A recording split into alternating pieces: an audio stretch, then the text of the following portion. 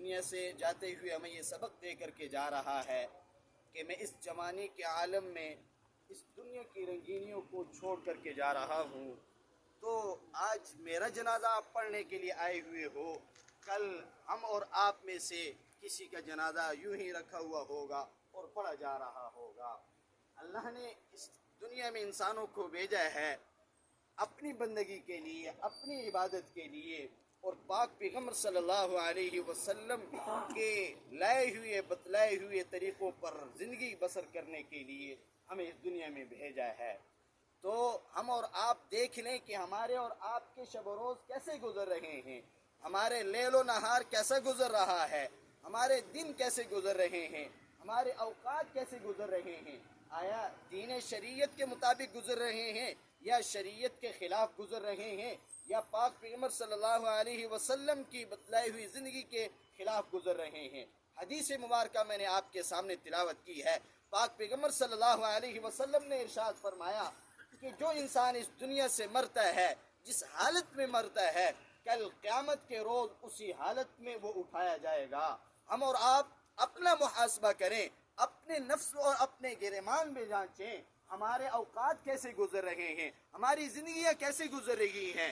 ہم بچے تھے، بچے ہونے کی صورت میں اللہ نے ہماری تربیت کی، ہمیں پروان چڑھایا، ہمیں قوت بخشی، طاقت بخشی، جوانی عطا کی، اور ہمیں اللہ رب العزت نے زندگی عطا فرمائی ہے.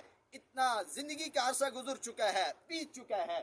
آیا ہم نے ماضی پر کبھی نظر ڈالی ہے، کبھی اس پر ہم نے غور کیا ہے، کبھی ہم نے اس پر نگاہ ڈالی ہے کہ ہمارے اعمال کیسے تھے، ہمارے شب روز کیسے گزرے ہیں. تو فرمایا کہ انسان کو چاہیے کہ وہ ایسے اعمال کرے کہ اس کا خاتمہ بالخیر ہو جائے، خاتمہ بالایمان ہو جائے. تو انسانوں کو چاہیے کہ وہ ہر ایک لمحہ اپنی زندگی کا ایک ایک منٹ وہ اللہ رب العزت پاک پیغمبر صلی اللہ علیہ وسلم کی بتلائی ہوئی زندگی کے مطابق گزارے، اور کوشش کرے، محنت کرے اور فکر کرے. انسان کو جیسے وہ معاشرت کی فکر ہوتی ہے، تجارت کی فکر ہوتی ہے، کھانے پینے کی فکر ہوتی ہے، اپنے کاروبار کی فکر ہوتی ہے، لین دین کی فکر ہوتی ہے، تو ایسے ہی چاہیے کہ وہ جو لامحدود زندگی ہے، یہ 40 سال کے تھے یا 50 سال کے تھے یا 30 سال کے تھے، تو اس دنیا کو چھوڑ کر کے چلے گئے. ان محلات کو، ان کوٹھیوں کو، ان بنگلوں کو، ان دولتوں کو، ان جائیدادوں کو چھوڑ کر کے چلے گئے. کل ہم نے اور آپ نے اس دنیا کو چھوڑ کر کے جانا ہے، ہم نے چھوڑ کر کے جانا ہے. ہمارا وہ شب و روز کیسے گزر رہے ہیں؟ آیا ہم قرآن مجید کی تلاوت کر رہے ہیں یا نہیں؟ آیا ہم ذکر اذکار کر رہے ہیں یا نہیں؟ آیا ہم درود شریف پڑھ رہے ہیں یا نہیں پڑھ رہے؟ تو فرمایا کہ انسان قرآن مجید کی تلاوت کرے، ذکر اذکار کرے، درود شریف پڑھے اور استغفار کرے، تو حدیث مبارکہ میں آتا ہے اللہ رب العزت اس کے لیے جنت کو واجب فرما دیں گے. اور ایسے ہی فرمایا قبر جنت کے باغیچوں میں سے ایک باغیچہ ہے، یا جہنم کے گھڑوں میں سے ایک گھڑا ہے. جنت کا باغیچہ کیسے بنے گا؟ تو اس کے لیے ہم نے اعمال صالحہ کرنے ہیں، نیک اعمال کرنے ہیں، خیر کے اعمال کرنے ہیں، بھلائی کے اعمال کرنے ہیں.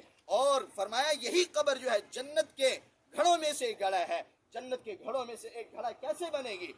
انسان وہ جھوٹ بولتا ہے، چغل خوری کرتا ہے، اور ایسے ہی حرام اور سود وغیرہ کا استعمال کرتا ہے، ناجائز طریقے سے وہ اپنی پروان کو چڑھاتا ہے. تو فرمایا کہ اگر اس کی یہ علامات ہوئی اس کی زندگی میں، تو اس کی جو قبر ہے وہ جہنم کے گھڑوں میں سے گھڑا بن جائے گی.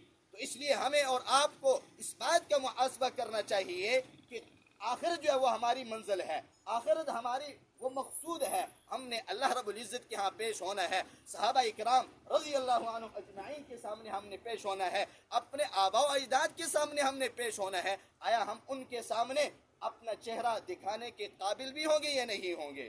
اس کے لیے ہمیں اور آپ کو فکر کرنی چاہیے. اللہ مجھے اور آپ کو عمل کی توفیق عطا فرمائے. وآخر دعوانا الحمدللہ.